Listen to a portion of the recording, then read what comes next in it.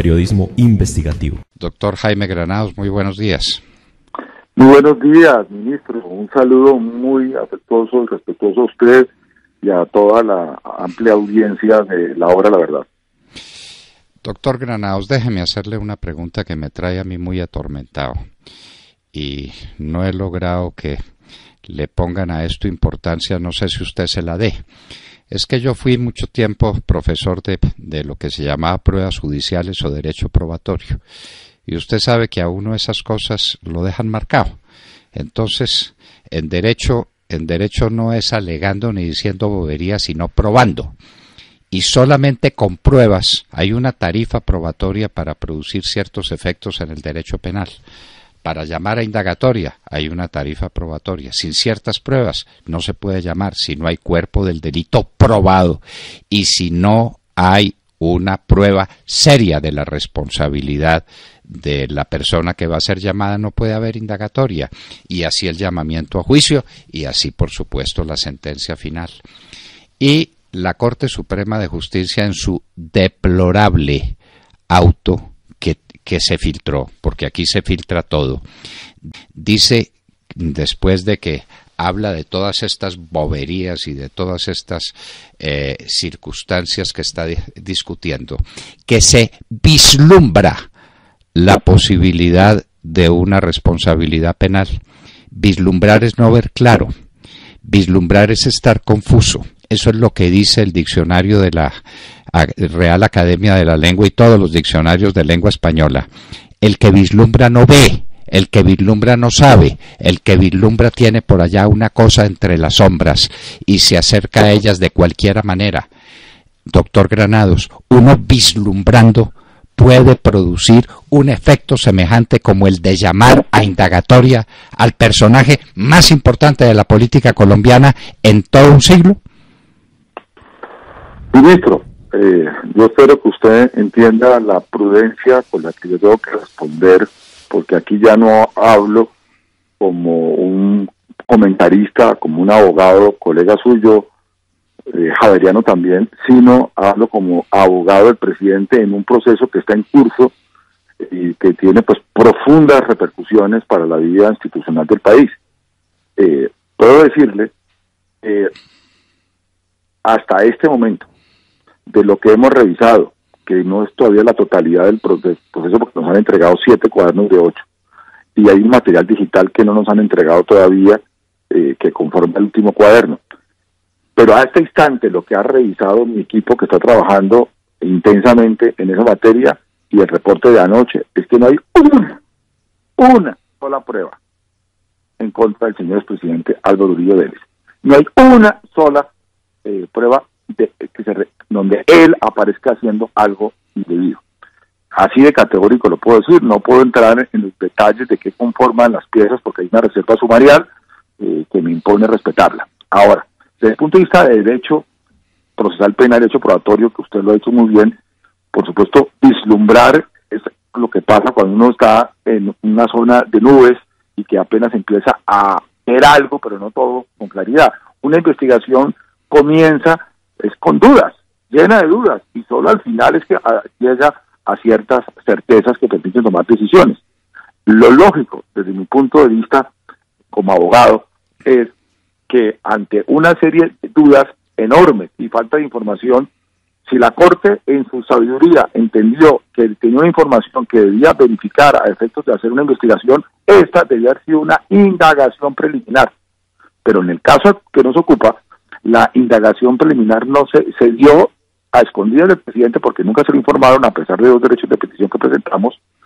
Se inició en un tiempo récord de 48 horas y es sorprendido cuando se le llama a una indagatoria que ya implica una calificación de que realmente hay algo que permita sólidamente afrontar una investigación, porque además la Corte ha tenido una política en el pasado que para algunos ha sido criticable, para otros ha sido muestra de sabiduría, que es no abrimos investigaciones porque sí. Si la Corte Suprema llama a indagatoria a alguien es porque hay algo sólido, si no, no lo hacemos. Eso es lo que acostumbra hacer la Corte. Y en el caso, por ejemplo, del archivo al senador Cepeda, durante 6 años tuvo una indagación preliminar. ¿Por qué? Porque quería llenarse de razones para determinar si lo llamaba indagatoria o dictado inhibitorio que no produce efectos de cosa juzgada, como sabemos. Al final decidió lo que decidió en febrero, tema que desde el punto de vista jurídico por ahora está clausurado, salvo que se aporte prueba sobreviviente que permitiría su reapertura. Entonces, uno se pregunta, ¿por qué en un caso se demoran 6 años, se tienen todos los cuidados y precauciones para no precipitarse, y por qué en este, rápidamente, con una agilidad inusitada, sin que exista hasta ahora una sola evidencia que compete el presidente, lo llama indagatoria? Esa es, por supuesto, la gran pregunta. La gran pregunta con una respuesta muy fácil, porque querían producir un cataclismo contra el presidente Uribe y conducirlo a la renuncia que creemos que felizmente no se va a producir, porque el presidente Uribe no se puede ir del Senado de la República. No le puede dar gusto a quienes lo están persiguiendo de esta manera atroz. Doctor Granados, el cuento sobre la finca de Santiago Uribe y del presidente Uribe no pasa de ser un cuento, y un cuento mal contado. ¿Por qué no nos dice qué era este muchachito, cómo se llama, el testigo este que va a interrogar en la cárcel un senador de la República con elementos electrónicos a su disposición para hacerlo? ¿Qué era ese muchachito allá? Porque es que hay algunos que hacen cuentas y dicen que la época en que supuestamente estas cosas ocurrían era una época en que el mocoso ese tenía 8 años de edad, 8 años o 10 años de edad. ¿Alguien puede dar cuenta y razón, puede rendir testimonio sobre hechos que le consten cuando tenía 8 o 10 años de edad y ahora tiene 40? Ministro, sobre el tema que usted me pregunta, estamos hablando de la hacienda Guacharacas. El tema Guacharacas es muy sensible porque fue en ese predio donde ocurrió el trágico suceso de la muerte del señor padre del presidente Álvaro Uribe Vélez de Santiago. Estaba presente acompañando a su padre, Santiago Uribe. Él fue gravemente herido porque casi lo matan. De hecho, él está vivo, es de milagro. Y en ese predio, además, posteriormente fue incendiado. Fue constantemente víctima de atentados terroristas y tenían allá varios trabajadores. Al final se fueron todos a raíz de lo que ocurrió. De hecho, además asesinaron a un trabajador, el único que había quedado. Y uno de los administradores de ese predio era un señor de apellido Monsalve, señor Óscar Monsalve. Él tenía y tiene un hijo de nombre Juan Guillermo, que era un mozalbete, un adolescente, en la época, digamos, que interesa, que es la década de los 90. Él posteriormente, este muchacho, tomó mal camino, terminó uniéndose personas equivocadas, fuera de esa zona, estuvo por los lados del Huila, del Valle, de Caquetá, terminó involucrado en delitos de secuestro extorsivo y condenado a 40 años de prisión. No entró en Justicia y Paz, no calificó a Justicia y Paz y por tanto le ha tocado cumplir una pena muy severa.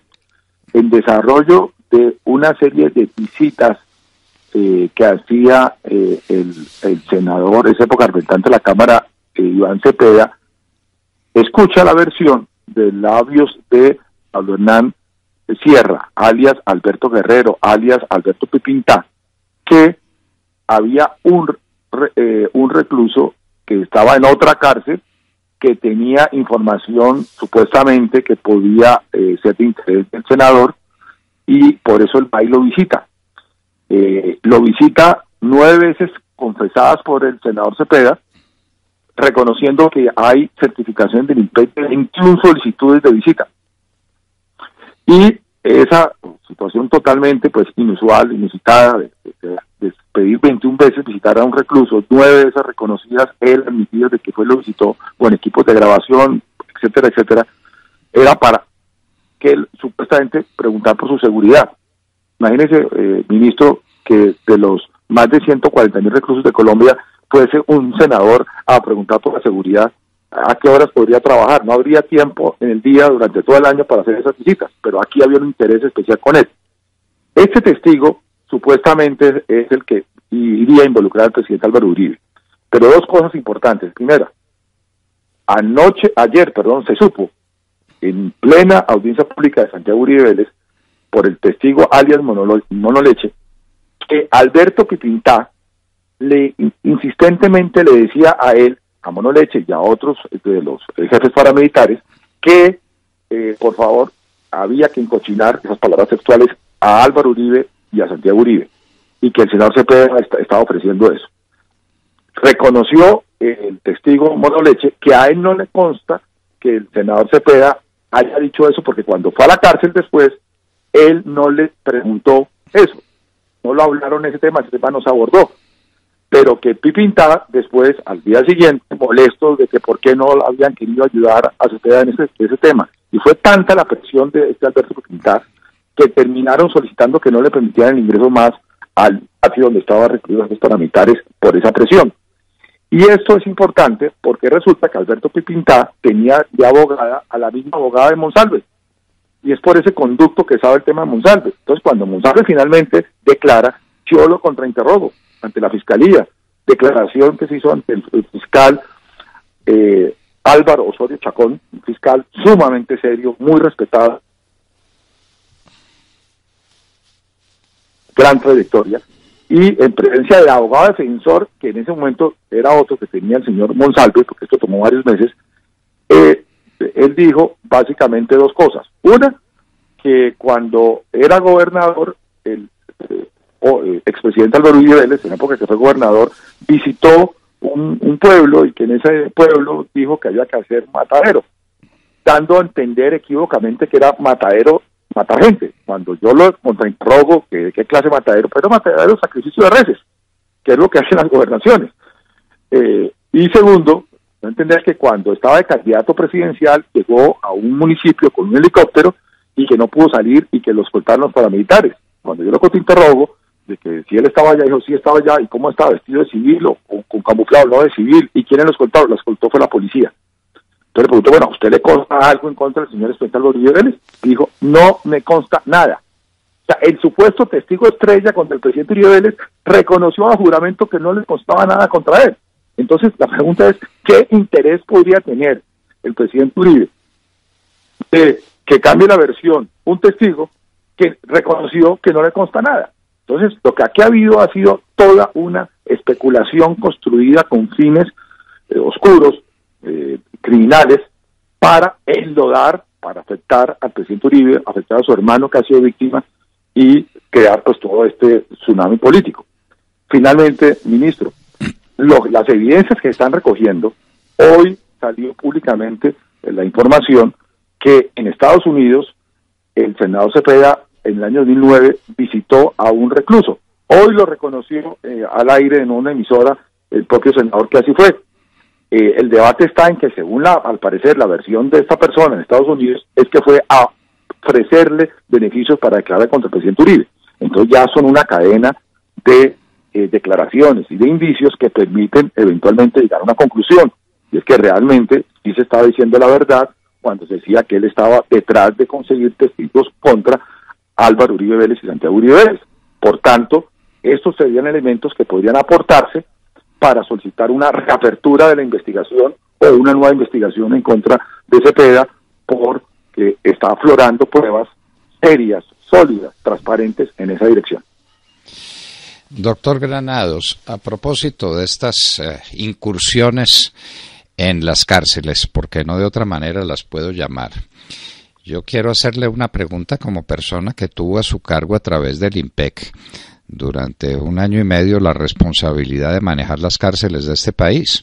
Y una de las grandes preocupaciones es que a los presos no los visitara sino quienes los podían visitar, y en las condiciones en que los podían visitar, entre otras para no cambiar el curso de los procesos cuando se trataba de personas que estaban detenidas con un proceso en curso. ¿Esto qué es? De que una persona entra indefinidas veces, 21 veces, con elementos electrónicos de alta tecnología para interrogar un testigo, pero para interrogarlo sin la presencia del abogado defensor de la persona contra quien va a rendir declaraciones. ¿Esto qué es desde el punto de vista jurídico, doctor Granados? ¿Declaraciones sin contrainterrogatorio? ¿Interrogatorios hechos clandestinamente en una cárcel y no le pasa nada al que lo hace y no le pasa nada al director de la cárcel que lo permite? ¿Estos montajes son tolerables dentro de un sistema como el nuestro? Pues, ministro, le comento algo que a mí personalmente me causó una gran decepción. Resulta que eso es público y por tanto pues se puede discutir abiertamente. Siempre, usted sabe, yo acato los fallos judiciales cuando nos dan la razón como cuando no nos la dan, porque un sistema democrático no puede basarse en que solamente lo que a mí me gusta es bueno y lo que no me gusta es malo. Uno tiene que en esto ser respetuoso de las decisiones, sean las que sean. En este caso, cuando al presidente Uribe le compulsan copias y archivan mediante un auto inhibitorio al senador Cepeda, buena parte de la fundamentación de la Corte en ese auto está basada en una interpretación que hace la Corte de que la actividad desarrollada por Cepeda Castro era una actividad lícita, permitida a los congresistas. Entonces nos tomamos el trabajo en mi equipo de analizar en derecho comparado, porque hay una cita de la Corte refiriéndose a Estados Unidos para justificar su decisión, cómo funcionan las investigaciones senatoriales o congresionales que hacen en Estados Unidos, en el Reino Unido, en España, en Chile, para citar ejemplos notables. Y encontramos que hay algo común en todas ellas, en las democracias más antiguas, más profundas, y en las cercanas, y en una hemisférica muy importante como la chilena, que es muy moderna, que todas las investigaciones congresionales deben hacerse en el ámbito del Congreso, mediante audiencias públicas que garanticen transparencia, el valor constitucional de transparencia, y que no puedan ser utilizadas para fines particulares. Todo lo contrario de lo que ocurrió en este caso.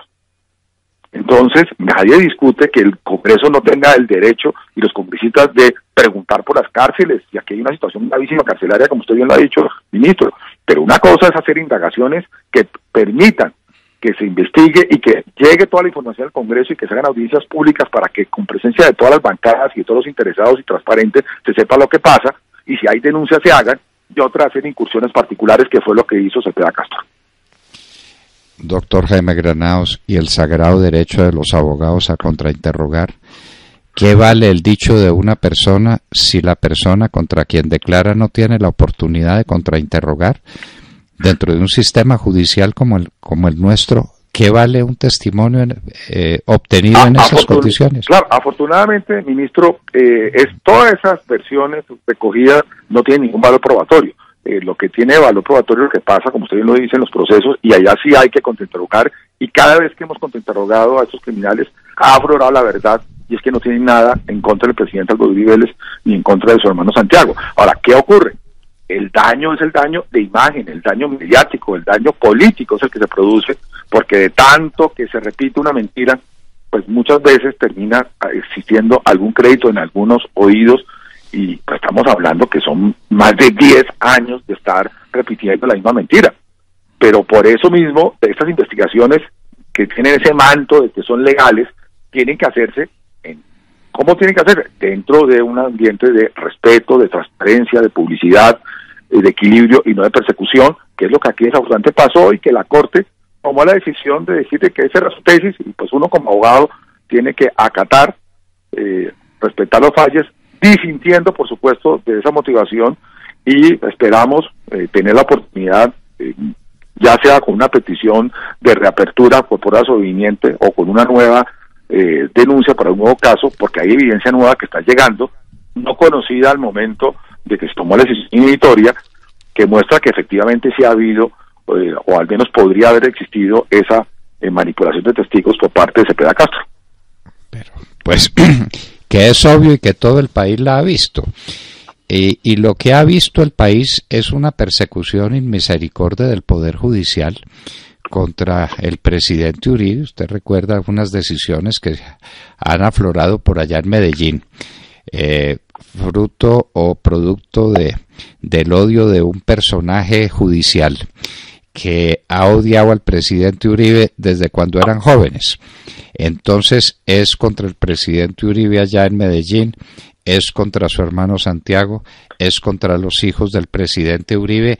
Dígame, ¿qué falta por hacer en el Poder Judicial para perseguir a un hombre meritísimo como Álvaro Uribe Vélez, transparente además, tan transparente que todo el mundo sabe que no se reserva un secreto. Contarle a Álvaro Uribe Vélez una cosa en reserva es perder el tiempo, porque es verdad, pues sí es verdad, él no sabe guardar un secreto.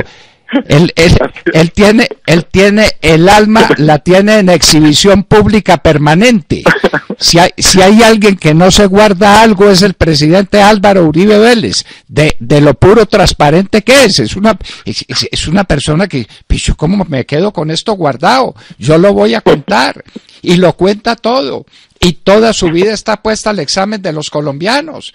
Y entonces ahora la persecución contra él, porque por interpuesta persona y por a través de no sé quién se iba a acercar al señor Monsalve a ver si el señor Monsalve producía una rectificación, por Dios, es no conocer a la gente. Como no conocer a la gente, el juicio contra Santiago, que si hay una persona buena, intrínsecamente buena en este mundo, es Santiago Uribe Vélez, organizando bandas para matar colombianos. Pero por Dios, es que hemos perdido todo el sentido de las proporciones, y entonces a los hijos del presidente Uribe no los dejan vivir. ¿Esto qué es, doctor Granados?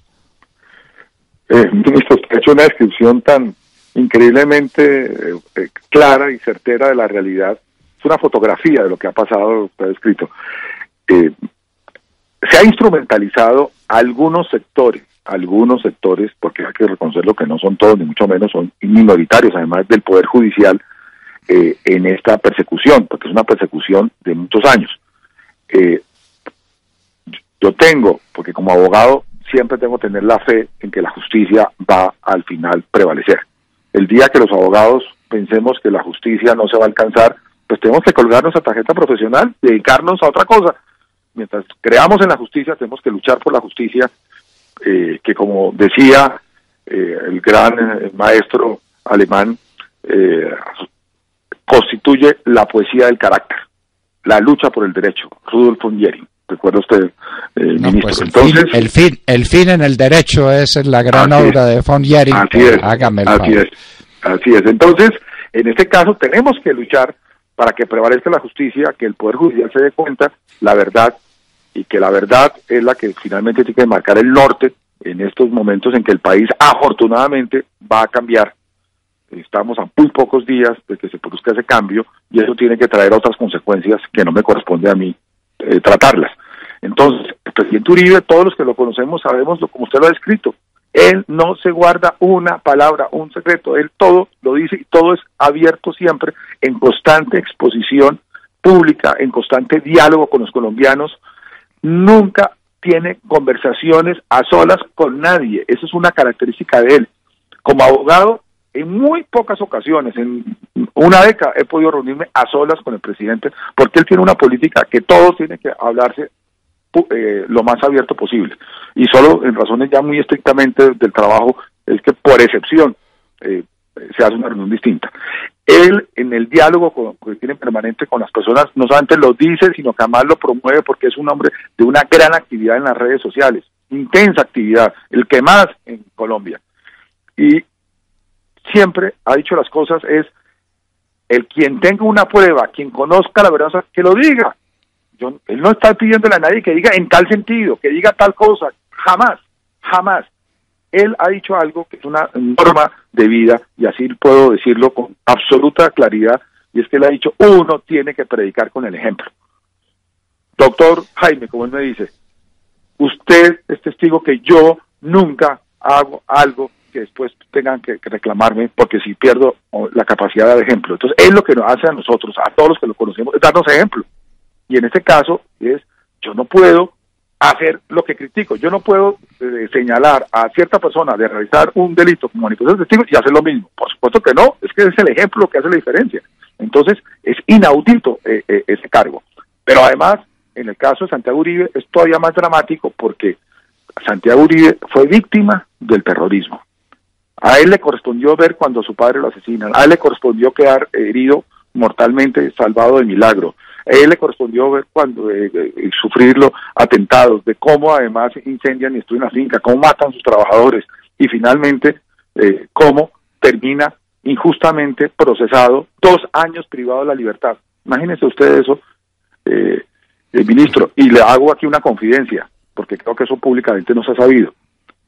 Él, Santiago Uribe Vélez, tuvo la oportunidad de asilarse.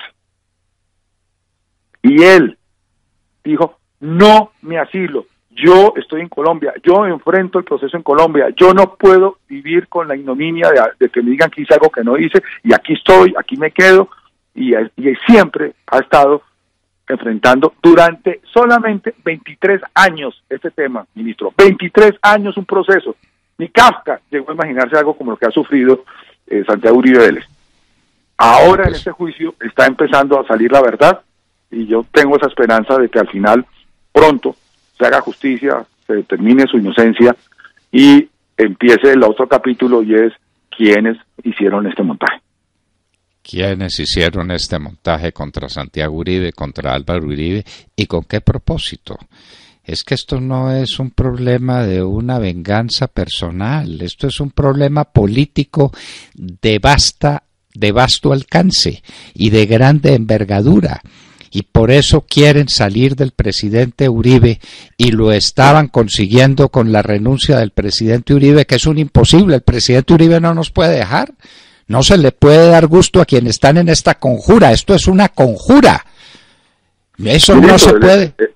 Ya ¿Sí? trascendió, no sé si a usted le han informado hace unos pocos minutos mientras hablábamos, que el señor presidente dio la instrucción al presidente del Senado, el senador Macías, de que no tramite su renuncia. Eso lo están informando en este momento varios medios de comunicación, me acaban de avisar, y si eso es así, si se confirma que eso es así, como yo creo que es así, pues ya ese tema quedará superado, y el presidente pues continuará al frente de los enormes desafíos que tiene para conducir a Colombia en compañía de su partido y de la coalición de gobierno a donde necesitamos llegar.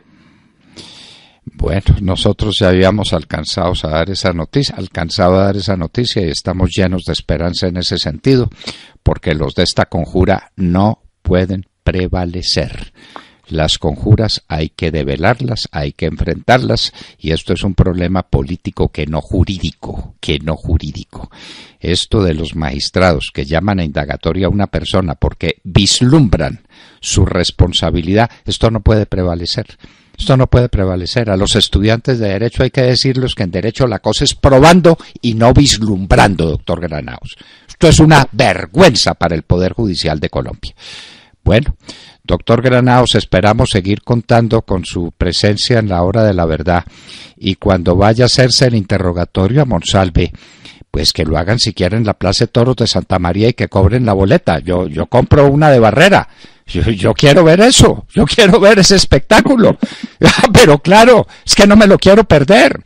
Ese contrainterrogatorio a Monsalve no me lo quiero perder. De manera que ya lo sabe, y conmigo hay miles de colombianos que están esperando a ver cuándo se da ese espectáculo. La Plaza de Toros o el Campín sería un buen sitio para que lo oyéramos a usted contrainterrogando a este señor Monsalve sobre sus antecedentes personales y sobre los hechos que le constan de cuando era un muchachito y veía al presidente Uribe y a Santiago Uribe organizando grupos paramilitares. Válganos Dios, hasta dónde podemos llegar. Doctor Jaime Granados, muchas gracias por estar con nosotros, no nos abandone, y ojalá muy pronto ya no tenga usted que soportar la pesadumbre de su reserva profesional y de la reserva de un sumario que además usted es el único que respeta, ¿no? Usted es el único. Todos los demás filtran, todos los demás cuentan, todos los demás saben. Usted es el único que tiene que guardar silencio, pero ojalá Sí, yo sé, y lo admiro por eso, pero pues usted es el único que cumple con ese deber. Todos los demás salen a contar, empezando por los magistrados de la Corte que filtran semejantes partes del proceso. Doctor Jaime Granados, un abrazo, hasta muy pronto, y que Dios nos tenga de su mano. No olvide que este es el país del Sagrado Corazón, así a muchos les moleste, y el Sagrado Corazón en el momento oportuno interviene. Doctor Jaime Granados, muchísimas gracias. Gracias a usted, ministro. Fuerte abrazo. Bueno, escucharon pues el doctor Jaime Granados.